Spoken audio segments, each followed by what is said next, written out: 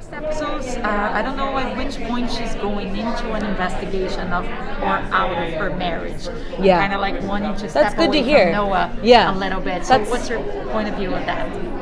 Well, I think it's both. I think that it's like an excuse to talk about anything other than the elephant in the room, which is that the marriage has been not working for a very long time. So I think it's both. I think that they're moving toward this mystery, but she's also, I think, moving away from these feelings that she's been running away from for years.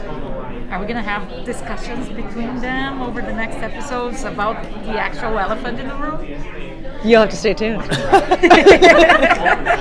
But I think so, yeah. One or two might be coming. Yeah. When you're describing the show to viewers and you want them to watch, what do you feel is the biggest selling point for the series? I would say, like, do you want me to say what my biggest what I think it is, or like how I would sell this if I was like in marketing? She's very good for that. Yeah, because I can give you Whatever that. you're feeling, but yeah, Whatever I'm feeling. I would say that my biggest thing that I think that I hope people take away is how phenomenal the cast is. And I would say that if I were in marketing, I would say that if it was like if Romancing the Stone met Jurassic Park, except that it was about the disappointment of getting older. Yeah, and I also think the interesting thing about the show is like it's always shifting. Like you never really know what the show is about in a good way. You know, at the beginning it's like this. Oh yeah, it's a comedy about this resort, and then it's like a murder mystery, a whodunit, and then it has this magical aspect of it, but also very grounded. And that's until episode 4. I'm not gonna talk about the next four episodes.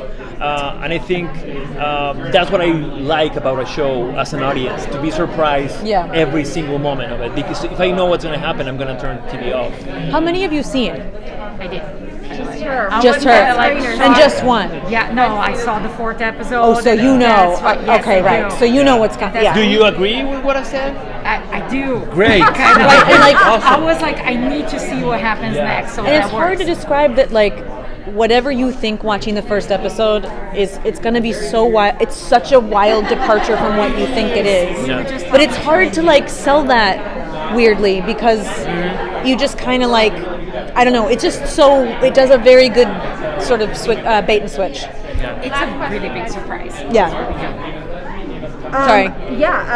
My big question was, what was it like filming in Puerto Rico? Did that help kind of set the tone for the show? I mean, it was a it was a ball. Yeah. Like the conditions were sometimes a challenge. Like we shot in 100-degree heat in the jungle for weeks, eaten alive by bugs. Yeah. In mud, like just no bathrooms. Like really hard on our incredible crew. Long days. It's a beautiful place, but when you see a TV show or a movie that looks like that, you're always like, oh my god, that looks like a dream. And it's actually a nightmare because the sun is very strong, the humidity, like the conditions, like everyone is sweating under the heat with the masks on. You know, like it's tough, but it looks beautiful. Yeah. But living all together in Puerto Rico was, I think, like the weekends were incredible. The weekends were incredible. The weekends were absolutely lit. Yeah. And, well, and I also think, oh, the camaraderie.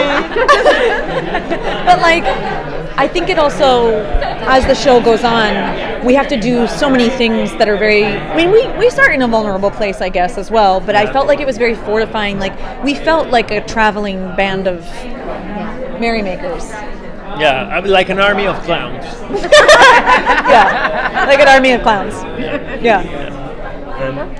Quickly, finally then. So the disappointment of time is like, it's kind of a universal thing. But do you think that this interpretation of it is it aimed at a specific demographic, like a certain type of people within the context of the show? In terms of age, like a specific demographic? Or is it kind of a bit girls and a bit white? I mean, I feel like it's everyone, but you know, I don't know. I mean, I feel like the disappointment of time is sort of like a double entendre, that there's also not enough of it. Or too much. Or too much. But I think the older you get, the more you feel like there's not enough. That's like the one thing about, I don't know, I feel that way, that there's like not nearly enough. Yeah. And And also I think in the show, or as an actor, what I got from the show is like how time destroys everything, but Yeah. at the same time it heals everything. You know, like Yeah. it destroys your skin, it destroys relationships, it destroys your body, but also heals your soul or heals relationships. So I think that complexity was something that I was very interested to explore as an actor. Or, Yeah.